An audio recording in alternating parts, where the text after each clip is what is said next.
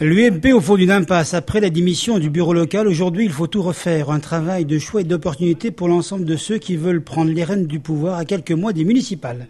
Il est certain que remonter un groupe, ce n'est pas la meilleure des stratégies, sans oublier bien sûr les gens qui nagent à contre-courant et qui souhaitent toujours tirer le meilleur parti d'une situation politique, jouant au sous-marin. Je pense que nous n'avions peut-être pas besoin de ça, mais c'est un mal nécessaire. J'ai soutenu cette démarche. Moi, je ne l'ai pas trouvée aberrante.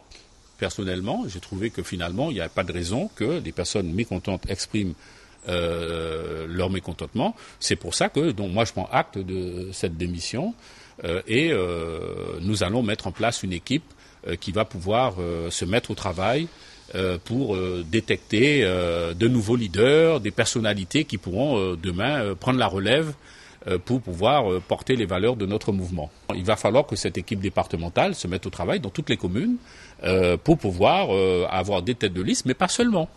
Vous savez, la vie municipale, la vie de proximité, agir au quotidien sur la vie des gens, on n'est pas forcément hyper politisé. Ce sont des personnalités quelquefois de la société civile qui se présentent dans les municipales. Donc, nous avons vocation à être présents sur des listes ou à mener des listes chaque fois que c'est possible. Mais l'UMP aura des élus. Nous serons présents dans les listes municipales un peu partout en Guyane, dans des alliances ou des accords, bien évidemment avec des listes républicaines qui respectent ces valeurs d'humanisme, de progrès et de prospérité de la Guyane que nous défendons.